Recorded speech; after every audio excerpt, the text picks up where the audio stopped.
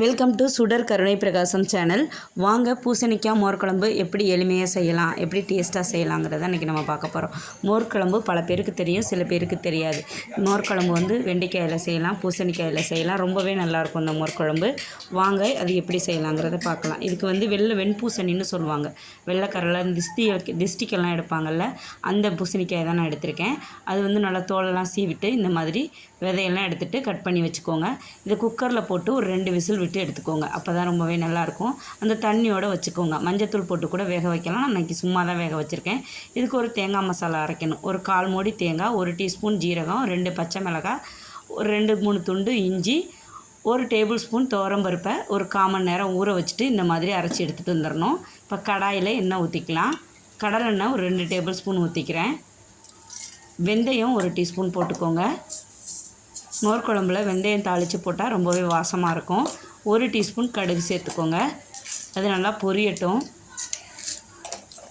இந்த உளுந்து, கருப்பு உளுந்து, அது ஒரு 1/2 டீஸ்பூன் வாக்கில் சேர்த்துக்கோங்க. எல்லாமே நல்லா பொரிஞ்சு வரணும். கடுகு நல்லா வெடிக்கணும். அப்போ தான் வந்து இந்த மோர்க்குழம்புல இந்த கசப்பு தட்டாது. இல்லைன்னா வாயில் கடிப்படுறப்ப கொஞ்சம் கசக்கும். கொஞ்சமாக பெருங்காயத்தூள் சேர்த்துக்கோங்க. கருவேப்பிலை சேர்த்துக்கோங்க. கருவேப்பிலை சேர்த்து நல்லா பொரிஞ்சதுக்கப்புறமா காஞ்ச மிளகாய் சேர்த்துக்கோங்க. ஒரு 3-4 காஞ்ச மிளகாய் போட்டுக்கிட்டிங்கன்னா நல்லா வாசமாக இருக்கும். சின்ன வெங்காயம் தாளித்து விடணும். இது வந்து தேங்காய் எண்ணெயில் தாளித்தா இன்னும் நல்லாயிருக்கும். நான் வந்து இன்றைக்கி கடலெண்ணெய் தாளிக்கிறேன்.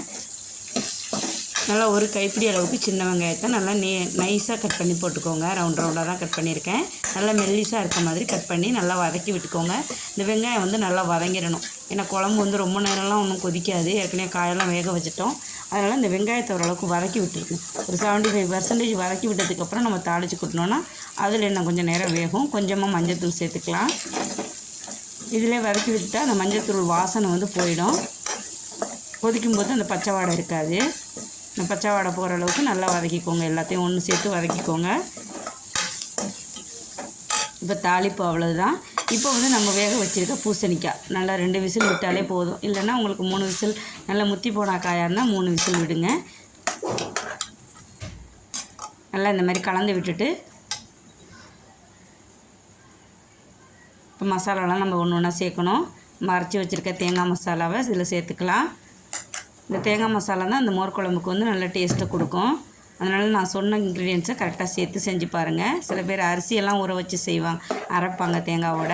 நான் இன்றைக்கி துவரம்பருப்பு மட்டும் ஊற வச்சு அரைச்சிருக்கேன்.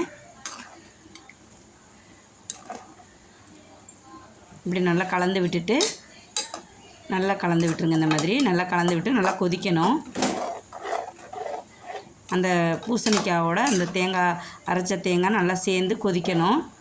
நல்லா தலப்புலன்னு கொதித்து நல்லா வந்ததுக்கப்புறமா நம்ம தயிரை வந்து நல்லா கிடஞ்சி வச்சுக்கணும். நல்லா 1 கப்பு தயிர் மீடியம் புளிப்பாக தான் இருக்கணும். நாள் ஊற்றின தயிராக இருக்கணும். அப்போ தான் நல்லாயிருக்கும். ரொம்ப புளிப்பாக இருந்தால் அந்த குழம்பு வந்து நல்லா வச்சிருந்து சாப்பிட முடியாது, உடனே சாப்பிடணும். அதனால் கொஞ்சம் மீடியமான புளிப்பு உள்ள அந்த தயிர் எடுத்துக்கோங்க. நல்லா கடைஞ்சி விட்டுக்கோங்க. இந்த மாதிரி நல்லா ஃபோர்க் வச்சு கூட கலந்துக்கலாம். இப்போ கல்லுப்பு சேர்த்துக்கலாம். கல்லுப்பு சேர்த்துட்டு நல்லா கொதிக்க விடுங்க. இந்த மாதிரி நல்லா கொதித்ததுக்கப்புறம் அப்படியே ஆஃப் பண்ணிவிட்டு தான் நம்ம வந்து தயிர் விடணும். கொதிக்கும்போது தயிர் விடக்கூடாது. நல்லா கொதிச்சிடணும். இந்த மாதிரி நல்லா கொதித்ததுக்கப்புறமா அடுப்பு ஆஃப் பண்ணிவிட்டு இப்போ நான் தயிர் விடுறேன். நல்லா கடைஞ்சிடணும் தயிர். அப்போ தான் இல்லைன்னா வந்து திப்பி திப்பியாக கிடக்கும். நல்லா ஃப்ரெஷ்ஷு தயிராக, கெட்டியான தயிராக எடுத்து கடைஞ்சிட்டு போடுங்க. ரொம்பவே நல்லாயிருக்கும். இப்போ கலந்து விட்டுட்டு அப்படியே வச்சுருந்து சாப்பிட வேண்டியது தான். உடனே சாப்பிட்றப்ப இன்னும் டேஸ்ட்டாக இருக்கும். ரொம்ப ஆறி போயிட்டுனா மோர்க்குழம்புலாம் அந்த அளவுக்கு நல்லா இருக்காது. ஸோ அப்படி செஞ்சு முடித்த உடனே சாப்பிட்ணும். இதுக்கு வந்து உருளைக்கிழங்கு வறுவல், கத்திரிக்காய் வறுவல், வெண்டைக்காய் வறுவல், எது வேணுமாலும் செஞ்சு வாழைக்காய் வறுவல், எது வேணாலும் சைடிஷாக தொட்டுட்டு சாப்பிட்லாம். ஊறுகாய் தொட்டுட்டு கூட சாப்பிட்லாம். ரொம்பவே நல்லாயிருக்கும் இந்த பூசணிக்காய் மோர்க்குழம்பு பல பேருக்கு தெரியும், சில பேருக்கு தெரியாதவங்களுக்காக இன்றைக்கி நான் புரியும்படி சொல்லி கொடுத்துருக்கேன்னு நினைக்கிறேன். உங்களுக்கு பிடிச்சிருக்குன்னு நினைக்கிறேன். பிடிச்சிருந்தா லைக் பண்ணுங்கள், ஷேர் பண்ணுங்கள், கமெண்ட் பண்ணுங்கள். எப்போதும் போல் சப்போர்ட் கொடுத்துட்டே இருங்க. நம்ம சேனலில் ரெசிபீஸ் கொடுத்துட்ருக்கேன். நிறைய பேர் ஆதரவு கொடுக்குறீங்க, நிறைய பேர் கமெண்ட் கொடுக்குறீங்க. உங்களுக்கெல்லாம் திருப்பி ரிப்ளை பண்ண முடியல என்னால்.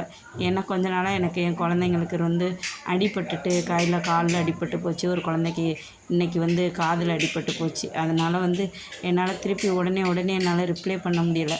சில பல காரணம் தான், மற்றபடி ஒன்றும் இல்லை. நான் நல்லா தான் இருக்கேன். உங்கள் எல்லார் வீடியோஸும் பார்த்துட்டு நான் கமெண்ட் பண்ணுறேன். நன்றி, வணக்கம்.